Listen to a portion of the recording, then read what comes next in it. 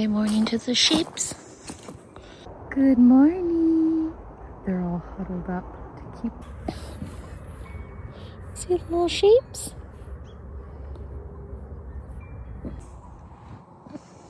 Suck. Good girl. You know it's warm there. Very good girl.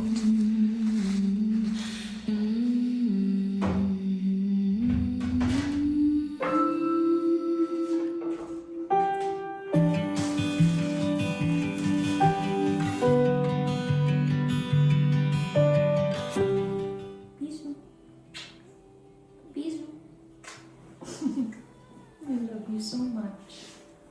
I love you so much. I'll hold you soon and I'll make my toast.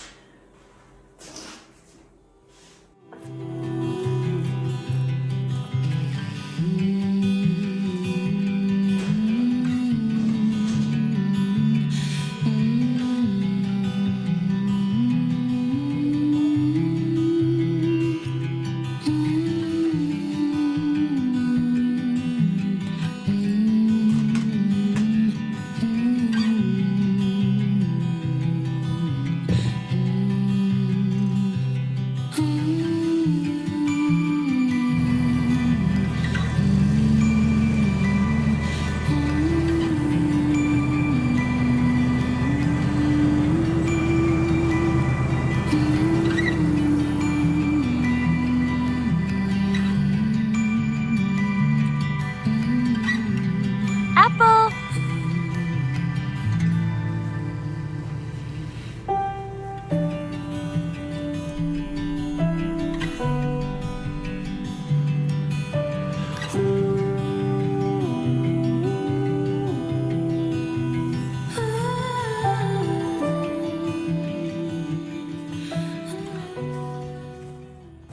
Winter usually calls for a retreat, a seasonal slowing down that many of us strive for. But what does that truly mean? And is it really a rule we must follow? I find myself constantly evolving. My thoughts and my movements are always in motion. I don't seem to have a natural tendency to stay still. There's always a doing in my mind, a pull towards the next creation. I don't know. I don't know if I really care what slowing down means. I'm just going to listen to my body and go with that. But take our latest project, for example. I've had Justin out in the workshop navigating our very precarious stash of aged wood. Just look above us. All that overhang makes me quite nervous, and I hold my breath every time I walk in. So we went in with the intention of crafting a console table for the house. But I'm not sure it's really working out. The idea's changed, and we found ourselves headed in a completely different direction.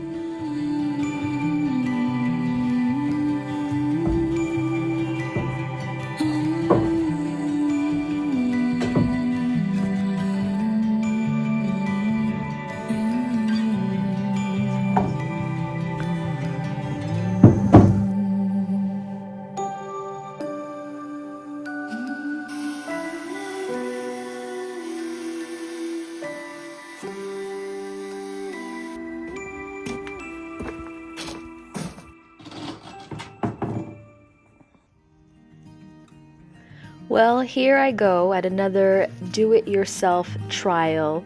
Mostly a fail, really, but the attempt is sweet. I had this antique French linen ticking stripe runner on my Etsy, and I decided to take it off and use it for myself.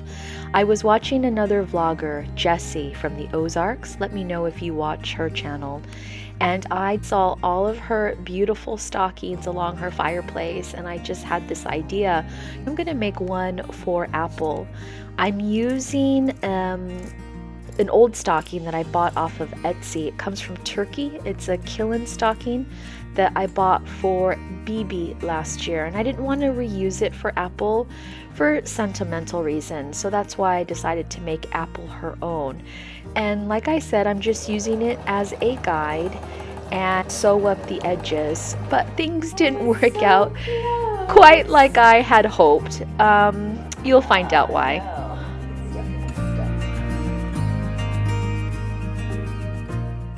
For those of you that know how to sew, I applaud you. This is not easy.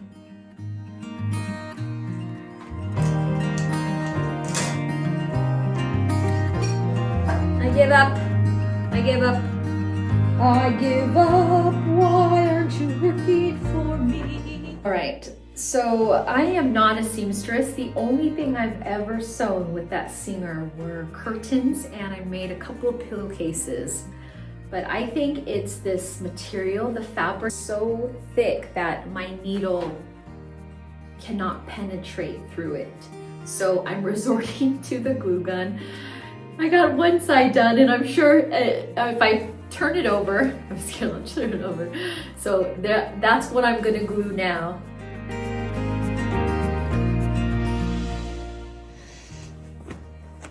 Finally did it. The cutest little stockings. Not perfect, but I love it. I love that.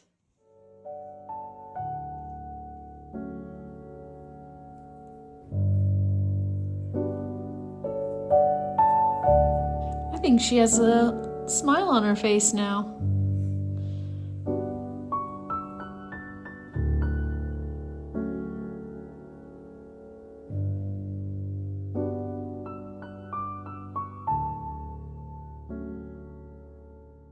Over the past month, I've been traveling through various corners of France, hand selecting a very specific collection that I wanted to share with you for a long time.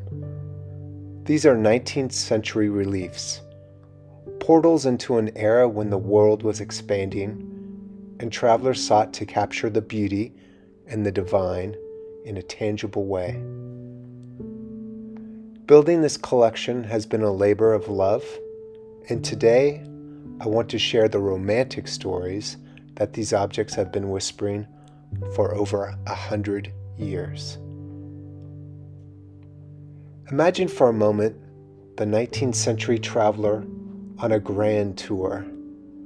There were no cameras to capture the golden light of Rome or the marble masterpieces of Florence. Instead, they brought home these exquisite plaster reliefs. To hold one was to hold a piece of the history they had just walked through and visited. They were placed in parlors and libraries as romantic souvenirs, a permanent bridge between their everyday lives and the artistic wonders of the classical world they had left behind. But beyond the art, there's a deeper story of faith. Many of these pieces were brought home from arduous journeys to pilgrimage sites like Lourdes. These weren't just decorations, they were the heartbeat of a household. The hand-painted sashes on the Virgin Mary or the tiny floating candles around a votive figure represent a mother's prayer or a family's gratitude for a miracle. They turned a simple wall into a sanctuary, keeping the spirit of a sacred vow alive long after the journey was over.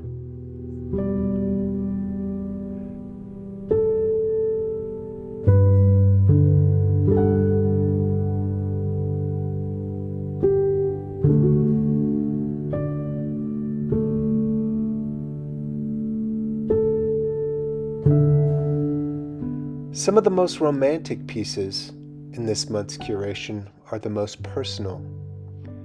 Bénitier, or holy water font, was a silent witness to the daily life of a family, used every time they entered or left their home.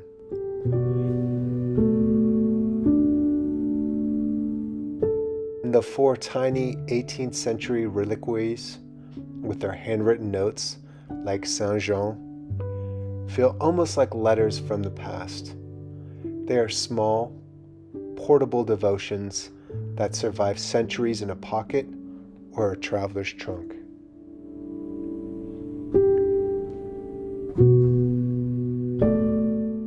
These objects are survivors of a more romantic time and it has been my privilege to bring them together this month. I am making this entire collection available for private sale. If you feel a deep connection to one of these stories, please contact me directly via email at French Country Friends. Thank you for being part of this journey with me.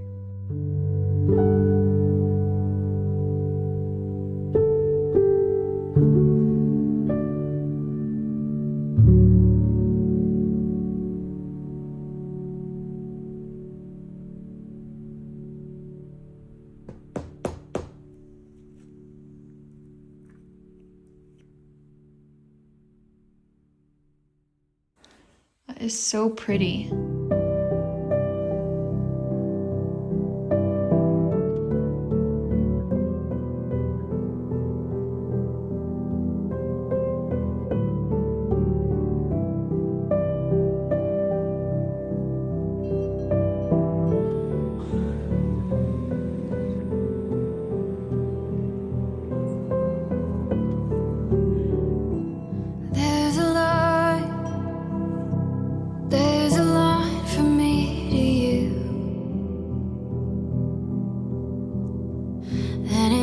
Back in time to before we knew anything, holding us together. It's holding us together. I'm tied to you forever, holding us together.